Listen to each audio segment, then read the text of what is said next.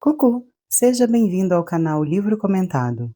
Nesse momento, estamos fazendo a leitura do livro Os Miseráveis, de Victor Hugo. Eu sou Nilma Oliveira, capítulo 2. Primeiro esboço de duas figuras suspeitas. O rato atrapado era bem insignificante, mas o gato alegra-se mesmo com um rato magro. Quem são os Thénardier? Direi algo a presente, mas só completaremos o croquis mais tarde. Essas pessoas pertencem à classe bastarda, composta de pessoas grosseiras e de pessoas inteligentes decaídas, que está exatamente entre a classe chamada de média e a classe dita inferior, e combinam alguns dos defeitos dos segundos com quase todos os vícios dos primeiros. Eram naturezas pequenas que, quando aquecidas pelo fogo sombrio por azar, rapidamente tornam-se monstruosas. Havia dentro da mulher uma bruta e dentro do homem um mendigo. Os dois estavam susceptíveis em um alto grau a essa espécie de progresso terrível que se faz em direção ao mal.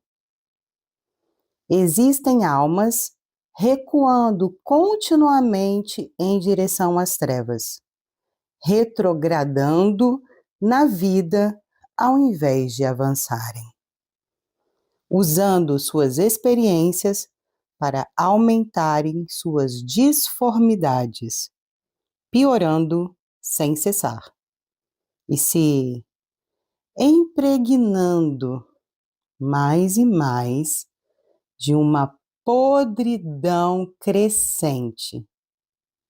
Esse homem e essa mulher eram essas almas. O Thénardier, particularmente, incomodava por sua fisionomia. Só precisamos olhar para certos homens para desconfiar. Os sentimos tenebrosos em suas duas extremidades. Eles são inquietos por dentro e ameaçadores por fora. Eles trazem o desconhecido. Não podemos saber o que eles já fizeram e o que ainda farão. A sombra que eles possuem em seu olhar os denunciam. Nada mais que ouvi-los e observar seus gestos e entrevemos as sombras secretas de seu passado e as sombras misteriosas de seu futuro. O Thénardier, se acreditarmos no que ele diz, foi soldado. Sargento, ele afirma que foi. Ele lutou em 1815 e diz que foi um bravo que agiu com bravura, pelo que conta. Nós veremos mais tarde o que ele realmente era. O nome de seu cabaré era uma referência a um de seus atos de bravura. Foi ele mesmo quem fez a tábua lá da frente, que fez a pintura do homem carregando outro homem com a patente, a fumaça e o fogo. Foi ele mesmo quem pintou. Que sabia fazer um pouco de tudo. Mal. Bom, essa era a época onde os antigos romances clássicos, que depois de ser Clélie, já não era Ladoísca, sempre nobre, mas cada vez mais vulgar.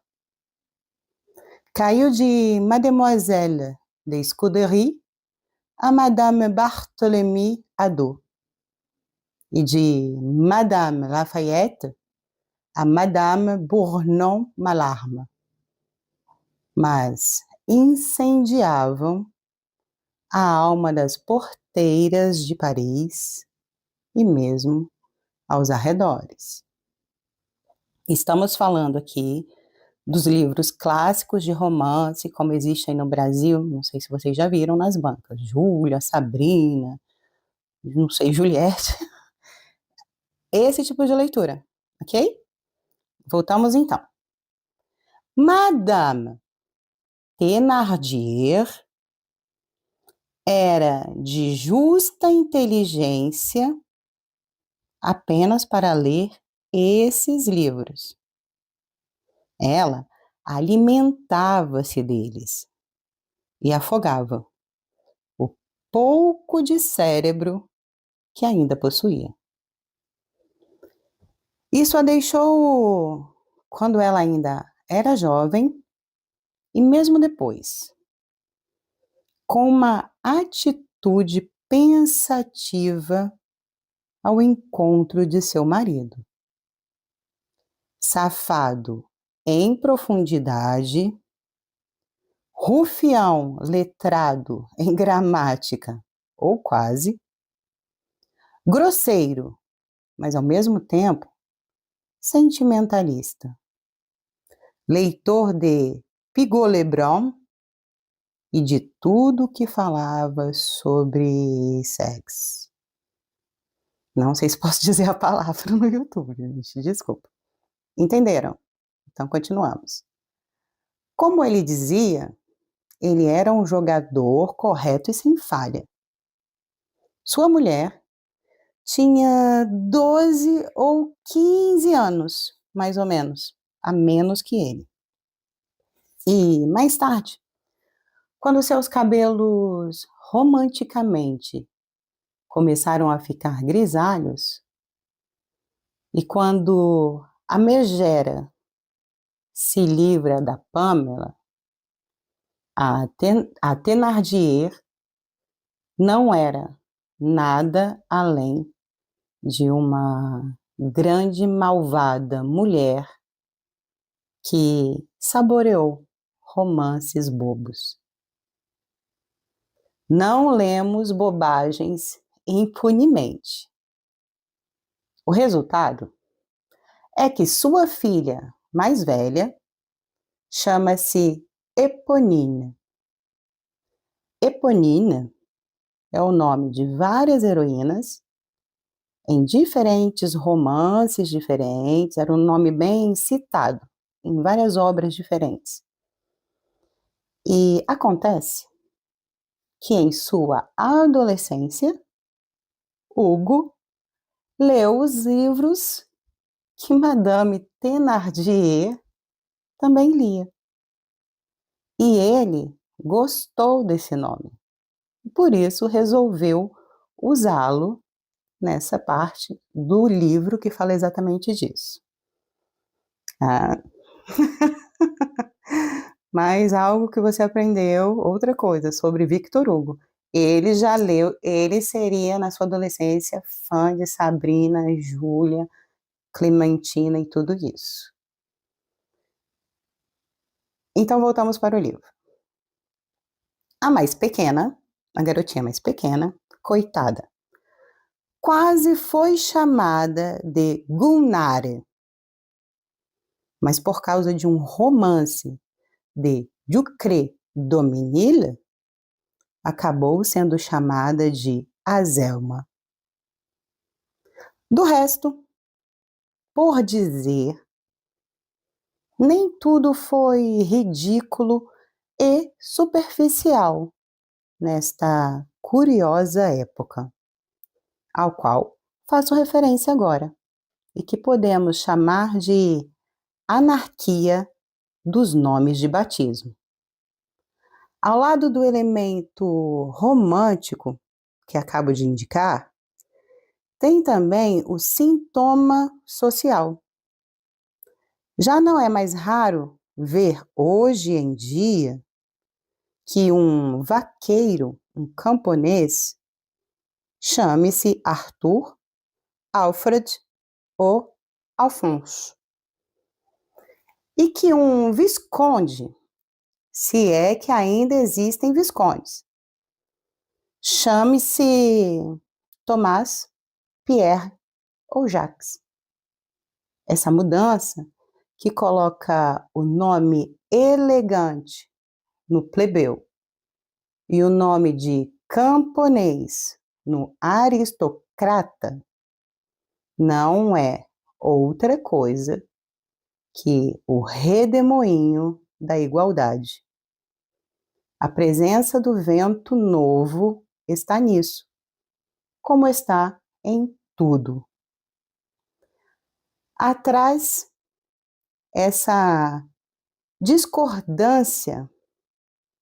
atrás dessa discordância, existe uma coisa grande e profunda: a Revolução Francesa. E chegamos ao final do nosso capítulo. E esse é o capítulo 3, a Alouette. Não basta ser mau para prosperar na vida. O boteco ia de mal a pior.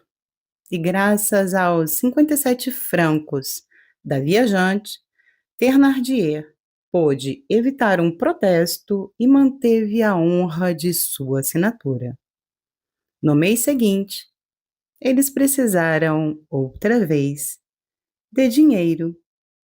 Então sua mulher levou a Paris as coisas de Cosette e vendeu tudo por uma soma de 60 francos. E desde que o dinheiro acabou, os Thénardier passaram a ver a menina apenas como uma criança que tinham em casa por caridade e a trataram como tal. Como ela não tinha mais os seus pertences, a vestiram com roupas velhas e rasgadas, antigas, das meninas Thénardier, quer dizer, como lampos. Eles alimentavam com os restos dos pratos que ficavam ali dos clientes. Ela comia, digamos, um pouco melhor do que o cachorro, mas pior do que o gato. E falando nisso, o gato e o cachorro eram os seus comensais de todos os dias. Cosette comia com eles embaixo da mesa e sua tigela era igual à deles. A mãe, que conseguiu se fixar a Montreuil-sur-Mer, como veremos depois, pagava todos os meses para escrever uma carta perguntando sobre a menina, a qual eles respondiam sempre: Cosette está de maravilha. Os primeiros 6 meses passam. A mãe, todos os meses, envia os 7 francos, como combinado no início deste livro. Mas o Thénardier, achando pouco, convencido que poderia conseguir mais, pede 12 francos por mês. Claro, fazendo a mãe acreditar que a filha estava muito bem, adaptada no local e, sobretudo, muito feliz. a mãe paga. Certas naturezas não podem amar um lado sem odiar o outro. A mãe Thénardier amava apaixonadamente suas filhas e detestava, na mesma proporção, a garota estrangeira. É triste de pensar que o amor de uma mãe pode ter aspectos vis. Cosette se fazia pequena, mas ela acreditava que a menina ocupava muito espaço. Essa garota diminuía o ar que as filhas dela respiravam. Para suas filhas, todas as carícias, mas os insultos, as pancadas, ela desforrava em Cosette. Essa mulher era assim, como muitas outras mulheres. Ela tem uma quantidade de carinho e uma quantidade de pancadas para dispensar todos os dias. Se Cosette não existisse, seguro que suas filhas levariam tudo. Mas Cosette faz como um favor, desviando as pancadas e os insultos sobre ela. Doce serzinho frágil, que não compreendia nada sobre esse mundo ou sobre Deus. Sem cessar, era punida, esculachada, apanhava, era insultada, agredida.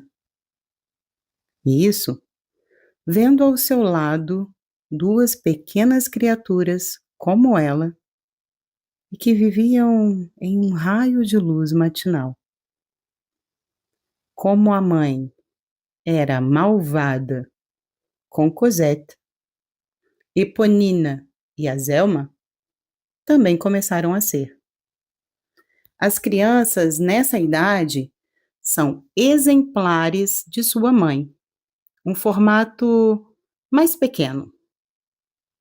E o tempo passa, um ano passa, depois outro ano passa. E diziam na cidade: esses Thénardier são pessoas bravas. Eles não são ricos, mas cuidam de uma pobre criança que a mãe abandonou em casa. Todos acreditavam que a mãe havia esquecido sua filha. Entretanto, o Thénardier ficou sabendo, não sei como, não sei por qual maneira obscura, ele descobriu que a menina é bastarda, que a mãe tem que esconder o segredo. Então ele exige 15 francos por mês, alegando que a menina cresce, tem que comprar coisas, ela come muito e até mesmo ameaçando de colocá-la na rua se a mãe recusasse a pagar. A mãe paga. De ano em ano, a criança cresce e sua miséria também. Antes de completar 5 anos, além de saco de pancada, Cosette vira a empregada da família. E você diria, 5 anos? É impossível. Mas essa é a verdade. O sofrimento social não tem idade para começar. Nós vimos recentemente o processo de um tal Dumoulin, órfão que virou bandido, que depois da idade de 5 anos, como escrito nos documentos oficiais, estava só no mundo e, para viver, trabalhava e roubava. Eles faziam Cosette varrer os quartos, varrer o quintal, a rua, lavar as vasilhas, limpar aquilo que chamavam banheiro e mesmo transportar fardos pesados. Eles achavam que tinham o direito de agir assim porque a mãe pagava mal. Se essa mãe tivesse voltado ao fim desses 3 anos, ela não teria reconhecido sua própria filha. Cosette, sempre bela, fresca, rechonchuda, quando chegou, agora estava magra e pálida. Ela tinha uma aparência inquietante. Sorrateira, diziam os Thénardier. A injustiça fez dela uma menina grosseira e a miséria a tornou feia. Só sobravam seus lindos olhos azuis, que davam pena, porque, como eram grandes, parecia que víamos a tristeza ainda maior. Era algo comovente de ver. No inverno, essa pobre criança, que ainda não tinha 6 anos, tremendo de frio, vestida de trapos rasgados, varrer a rua com uma vassoura enorme para suas mãos pequenas e vermelhas de frio. Em seus olhos, uma lágrima. Isso antes mesmo do sol nascer. Ali a chamavam de Alouette, porque ela não era maior do que um passarinho. Ali, tremendo e frissonando de frio. Acordada, antes de todos da casa, antes da cidade, sempre na rua, antes da alva. A única diferença é que essa pobre cotovia não cantava jamais. E esse é o final do nosso capítulo, o 5º livro, A Descida. Capítulo 1, História do Progresso das Verroteries Pretas. Verroteries seriam miçangas em vidro colorido. Era o que usavam naquela época. Ok? Guarde essa informação. Bom, esta mãe, que, entretanto, como dizem as más línguas das pessoas de Montfermeil, parecia ter abandonado sua criança. O que aconteceu com ela? Onde ela estava? O que fazia ela? Depois de deixar sua pequena Cosette aos cuidados dos Thénardier, ela continuou caminhando e chegou a Montreuil-sur-Mer. Isso foi para lembrarmos em 1818. Fantine havia deixado sua província faziam 10 anos e Montreuil-sur-Mer havia mudado completamente. Enquanto Fantine descia lentamente na miséria, sua cidade natal prosperava. E, depois de 2 anos, aconteceu um desses fatos industriais que são grandes eventos nesses pequenos lugares. Esse detalhe é importante e creio que é mesmo útil de te explicar. Eu diria mesmo que deveríamos sublinhar.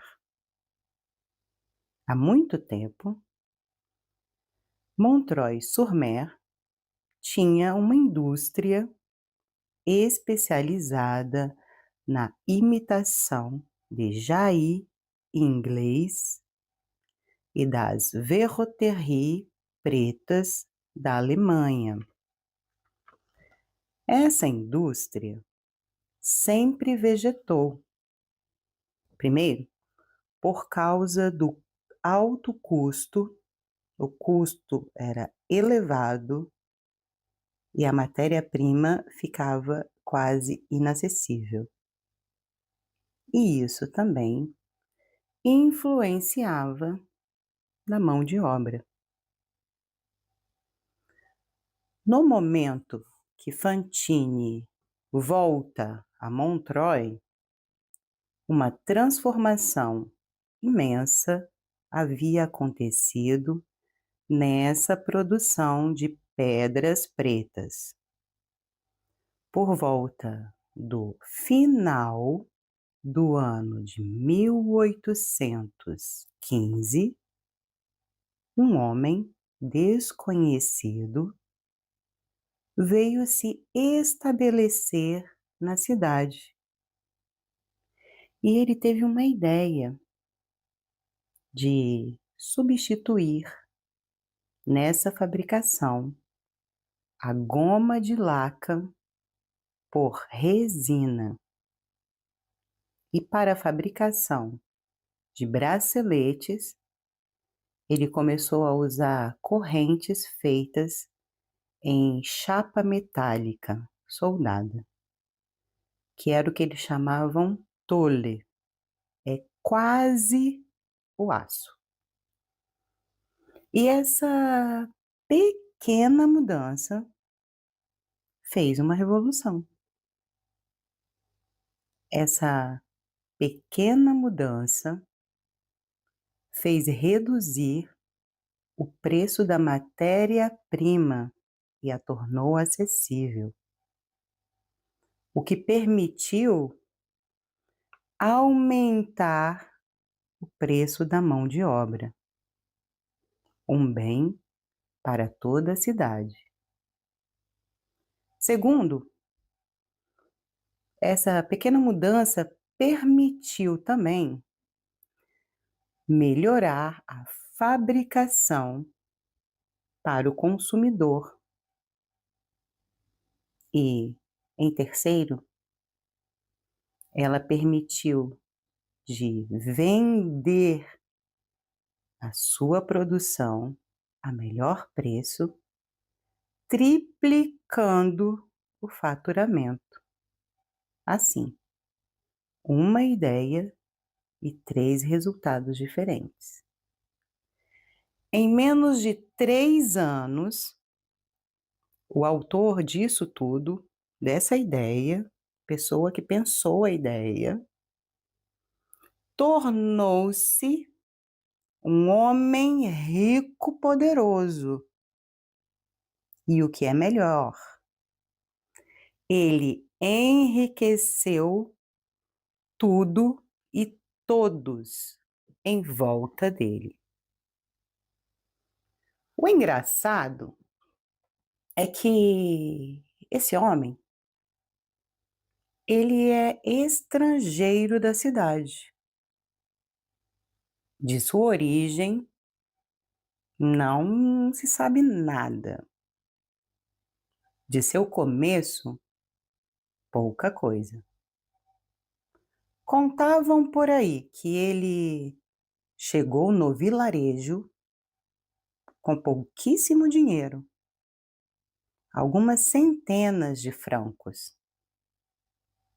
E foi desse magro capital colocado a serviço de uma ideia engenhosa, fecunda por ordem e pensamento, que ele fez sua fortuna e a fortuna de toda uma cidade. Em sua chegada, ele só tinha suas roupas e o comportamento e o linguajar de um obreiro. Parece que no dia mesmo que ele fazia a sua obscura entrada na cidade, ao cair de uma noite de dezembro, saco nas costas, bastão na mão. Naquele mesmo momento, começou um grande incêndio na casa de reuniões. Esse homem se lançou ao fogo e, colocando sua própria vida em risco, salvou 2 crianças que estavam no interior. E uma dessas crianças era o filho do capitão de polícia, o que fez com que ninguém nunca lhe pedisse o seu passaporte. E depois, para quê? Todos sabiam seu nome. Ele chamava-se o Pai Madalena. E esse é o final do nosso capítulo de hoje. Esse é o capítulo 2. Antes de começarmos esse capítulo, lembra que falamos faz pouco sobre mentalismo? Pois ouça bem, este capítulo é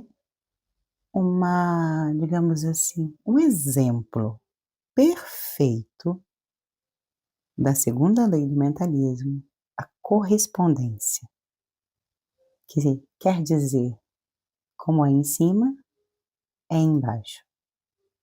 Como é a mente, é no material. E sem mais delongas, eu te apresento Madeleine.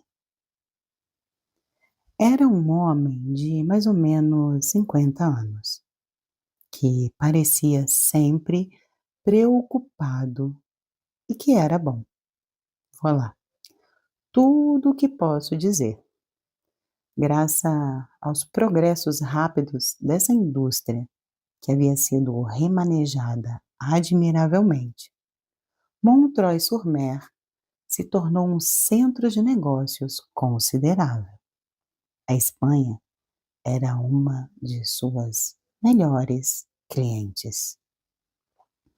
Montreuil-sur-Mer, no comércio de pedras pretas, fazia concorrência com Londres e Berlim. Os benefícios do Père Madeleine eram tais que, no segundo ano, ele construiu uma fábrica enorme com 2 grandes ateliês, um para homens e o outro para mulheres. Quem tivesse fome podia se apresentar e, com certeza, encontraria pão e trabalho. O Père Madeleine pedia aos homens de boa vontade e às mulheres de moral pura, a todos, a probidade. Isto é, agirem com honestidade, integridade e retidão.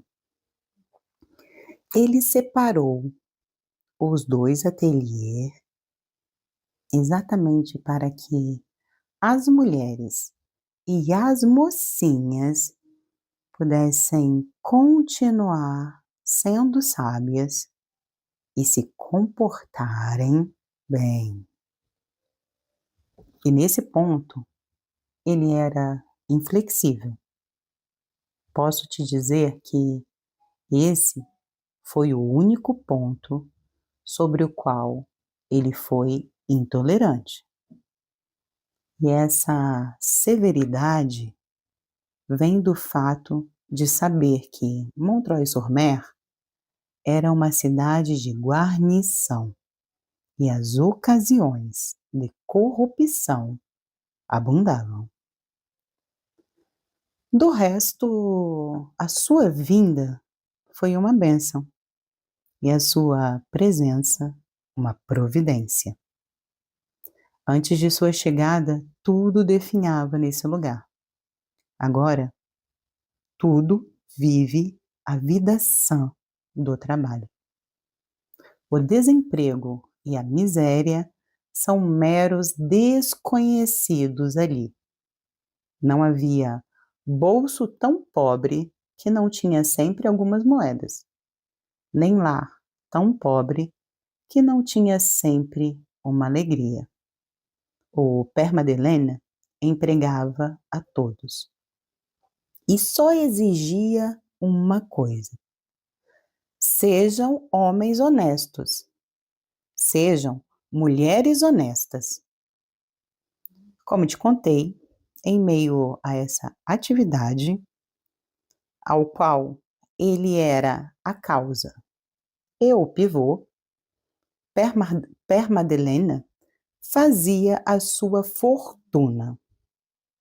Mas, coisa singular em um homem de negócios, ele parecia não se importar com isso.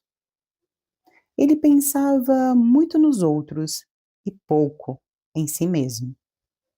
Em 1820, sabíamos que ele tinha uma soma de 630 mil francos guardados chez Laffitte. Mas, antes de guardar para si mesmo essa soma, ele gastou mais de 1 milhão de francos em melhorias na cidade e também em melhorias na vida dos pobres. O hospital estava mal. Ele compra 10 camas novas. Montreuil-sur-Mer era dividida entre cidade alta e cidade baixa, onde ele morava. Ali não havia escola. Era um prédio velho, caindo aos pedaços, prédio velho podre. Ele construiu 2 escolas, uma para meninos e outra para meninas. Ele dava de seu bolso todos os meses um salário extra aos professores, que recebiam um pagamento bem magro. Um dia, alguém, ao saber disso, se espantou. E ele respondeu: os 2 primeiros a serem bem pagos pelo Estado deveriam ser as enfermeiras e os professores. Ele criou, digo bem, criou, quando ninguém ainda conhecia isso na França, um asilo para velhos por sua própria conta. E também fez uma poupança para ajudar os trabalhadores mais velhos e também aos enfermos. Sua empresa rápido virou um bairro, porque muitas famílias miseráveis vieram se instalar em volta por causa do trabalho, mas também por causa da ajuda que ele dava. Então, ele construiu uma farmácia gratuita para essas pessoas. No início, lá no início, quando ele começou, As boas almas diziam: é só um homem que quer enriquecer, que procura fortuna, é um caçador de fortunas. Quando viram ele enriquecer a cidade antes de enriquecer a si, essas mesmas boas almas disseram: bom, esse, na verdade, então é um ambicioso, tá cheio de ambição. Mas esse homem parecia, provavelmente, supostamente, ser um religioso, mesmo praticante dentro de sua medida, o que era bem visto pelas pessoas. Ele ia à missa todos os domingos, bem cedinho. E um deputado local, que via em todos um oponente, não tardou a se inquietar por isso. Na verdade, no secreto, ele ria de Deus. Mas, ao ver aquele rico empresário Madeleine ir à missa às 7 horas da manhã aos domingos, ele entreviu um candidato possível e resolveu o ultrapassar.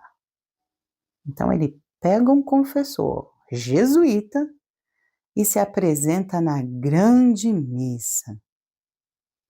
Os pobres aproveitaram desse medo tanto quanto Deus, porque o honorável deputado comprou 2 camas novas para o hospital.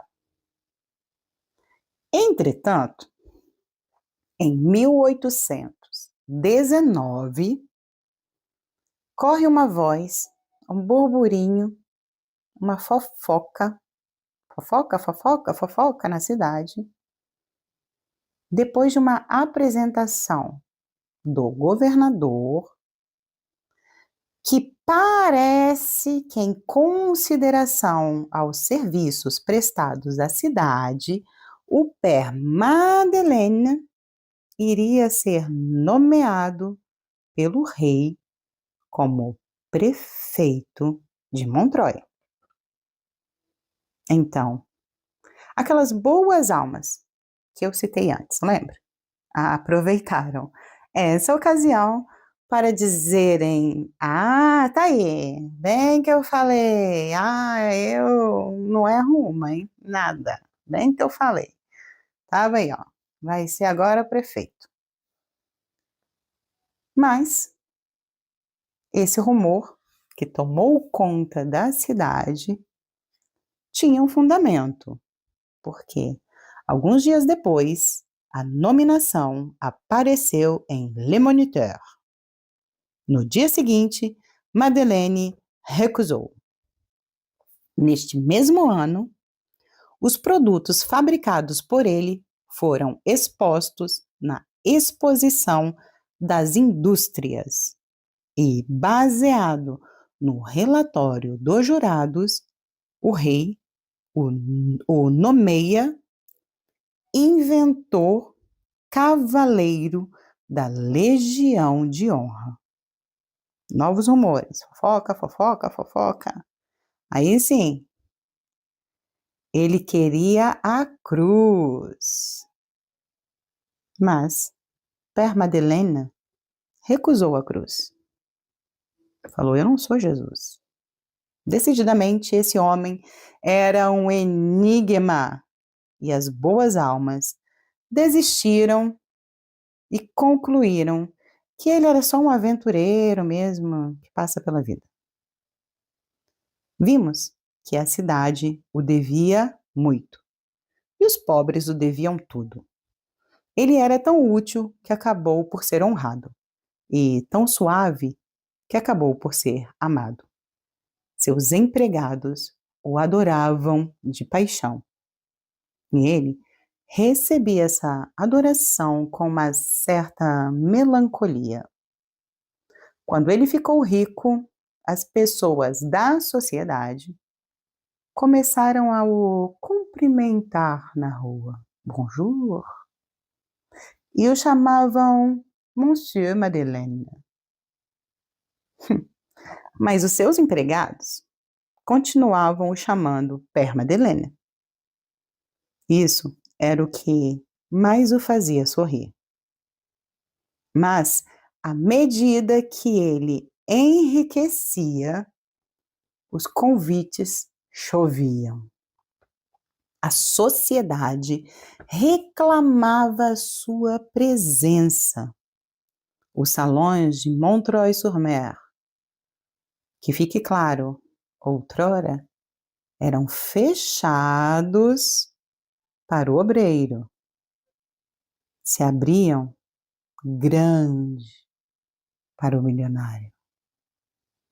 As mulheres saltavam em cima dele. Ele ia andando pela rua, as mulheres saltavam em cima dele. E ele o que faz? Ele recusa, ele recusou tudo. Ele recusou convite, ele recusou jantares, ele recusou as mulheres taradas que saltavam em cima dele na rua. Recusou. E desta vez, as boas almas afiaram bem a língua, bem afiadinha, né? Compuseram bem o seu veneno e começaram. Esse homem é um ignorante. Com certeza de pouca educação. Nem sabemos de onde isso saiu, de onde ele brotou. Talvez ele não saberia nem se comportar nesse mundo de gente rica. Chegou aqui, estava mais pobre que a gente, era miserável também. Nem sabemos se ele sabe ler. Quando viram ganhar dinheiro, era um buscador de fortuna. Quando viram semear seu dinheiro, era um ambicioso. Quando viram recusar as honras, era um aventureiro. Quando viram recusar o mundo, era um bruto. E, em 1820, 5 anos após a sua chegada, os serviços que ele fez na cidade eram tão eclatantes que, por unanimidade de votos, o rei o nomeia prefeito de Montreuil-sur-Mer outra vez. Vai ser prefeito, sim. E ele recusou de novo. Mas o governador o resistiu. Resistiu, falou, vai ser prefeito, sim. Vai ser prefeito. E se bobear, vai ser governador também. E o que ele fez? O governador, ele simplesmente foi acompanhado com todos os homens notáveis da cidade e, em comitiva, foram o pedir para aceitar o cargo. Aceite essa nomeação. O povo o suplicava nas ruas.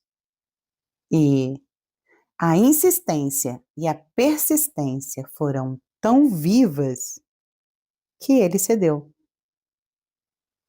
Mas o momento em que ele cedeu foi um momento que ele estava passando pela rua, caminhando, cantando uma canção, talvez. E então ele ouviu os gritos de uma mulher. Assim meio assustado, olhou e havia uma velha irritada na porta assim da casa dela. E a velha gritou com ele assim: um bom prefeito é útil. É possível recuarmos diante de um bem que podemos fazer? E foi aí o momento em que ele tomou a sua decisão. E essa foi a terceira fase de sua ascensão. O Père Madeleine se tornou Monsieur Madeleine. E agora era Monsieur o prefeito.